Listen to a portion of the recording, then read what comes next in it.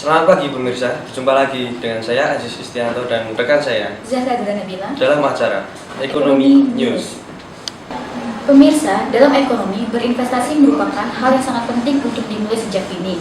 Karena investasi di masa kini akan sangat bermanfaat untuk kehidupan di masa yang akan datang. Benar sekali Zahra, namun perlu diperhatikan pemirsa, jika kita ingin memulai berinvestasi, tentunya kita harus memperhatikan jenis instrumen investasi yang tepat. Salah satu jenis investasi dalam dunia ekonomi adalah efek derivatif. Nah, sebelum itu kita perlu mengetahui nih apa yang dimaksud dengan efek derivatif itu sendiri. Ya, benar sekali. Marilah kita simak liputannya mengenai pandangan masyarakat terhadap efek derivatif.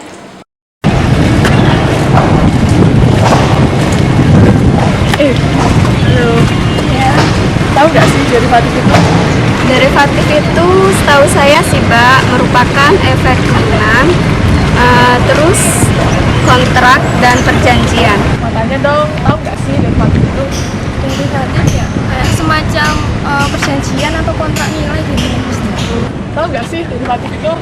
Derivatif itu kayak saham itu kan Mbak, ya itu tentang saham Mbak, setahu saya. Kalau instrumennya dari derivatif apa Mbak? Seperti obligasi, saham, indeks saham, dan tingkat bunga. Terus instrumennya apa? Kayaknya saham, obligasi, mata uang, dan setahunya cuma itu. Ya, terus instrumennya apa aja sih? Instrumennya itu mungkin saham, terus obligasi gitu. Terus kalau tujuannya derivatif apa? Kurang tahu ya Mbak kalau tujuannya. Iya. Iya. Jadi kalau tujuannya apa? Tujuan kayaknya untuk sarana untuk melakukan lindung nilai atas portofolio yang dimiliki. Iya. Kalau tujuan? Tujuannya kurang tahu Mbak. Iya. Saya tanya cuma tentang saham. Wow, ternyata masyarakat cukup mengetahui ya tentang efek derivatif. Benar sekali Aziz, tadi kan hanya sebagian kecil pandangan masyarakat mengenai apa yang dimaksud dengan derivatif. Untuk itu di pagi hari ini kita akan mengupas lebih dalam mengenai apa yang dimaksud dengan efek derivatif itu sendiri. Oke, namun sebelum kita mengupas lebih lanjut tentang efek derivatif, di sini telah hadir seorang narasumber. Narasumber kita pagi hari ini adalah seorang investor muda. Langsung saja kita sambut narasumber kita, Taufikur Riza Subti. Selamat pagi Mas Taufikur. Selamat pagi Mas, Mbak. Ini loh Mas Taufik, dari tadi kita membahas mengenai efek derivatif. Oke. Nah, menurut pandangan Mas Taufik sendiri, apa yang dimaksud dengan derivatif itu? Oke, terima kasih Mbak Zahra buat efek derivatif.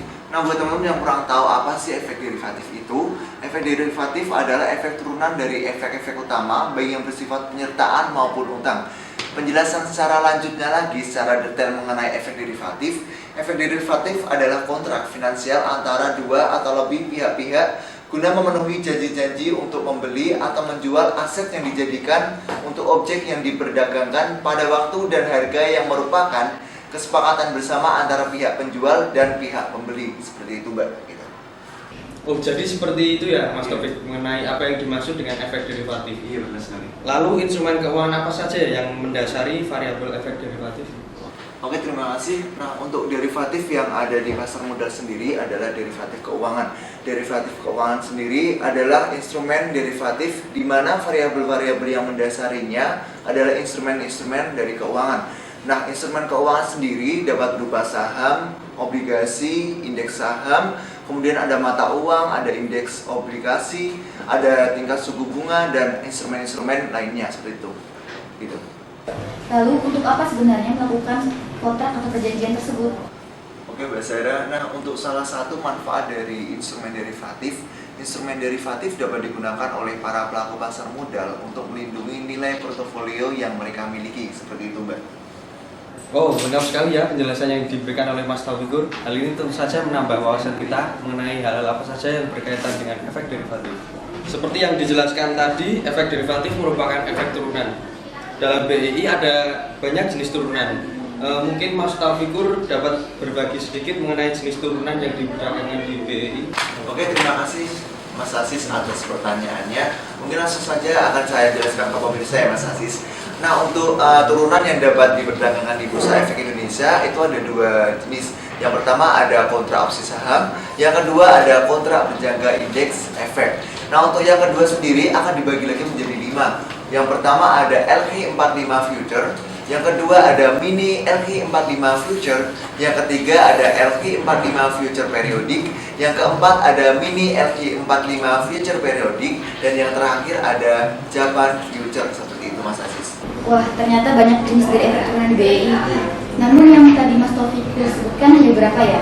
Nah, benar sekali Mbak Zera. Jadi buat pemirsa dan teman-teman di rumah, jika kalian pengen mengetahui mengenai jenis efek turunan yang lain, kalian dapat mencari di berbagai sumber informasi. Dan di sana kalian akan mendapatkan banyak sekali informasi mengenai efek turunan tersebut. Seperti itu, Mbak. Nah, buat pemirsa dan teman-teman di rumah, saya punya beberapa tips nih buat teman-teman semua yang ingin berinvestasi atau sedang melakukan investasi. Untuk tips saya yang pertama, kalian harus mengetahui kebutuhan investasi secara objektif. Kemudian tips saya yang kedua, kenali profil agar dapat menyesuaikan dengan jenis instrumen investasi yang tepat. Untuk tips saya yang ketiga, kenali berbagai instrumen investasi. Dan yang tips keempat, lakukan monitoring secara periodik. Dari tips yang keempat ini tujuannya adalah agar kalian mengetahui dan dapat menyesuaikan investasi dengan kondisi ekonomi yang ada, seperti itu. Ya, begitulah tadi yang telah disampaikan oleh Mas Taufik mengenai tips untuk berinvestasi. Sangat membantu sekali, semoga kini masyarakat jadi lebih mengetahui banyak hal mengenai efek derivatif dan investasi. Kita jadi mengetahui bagaimana menggunakan uang kita untuk berinvestasi secara bijak. Kita tidak perlu takut akan resikonya, karena apabila dimonitoring dengan baik, risiko tersebut akan dapat diminimalkan. Oke, benar sekali Zahra.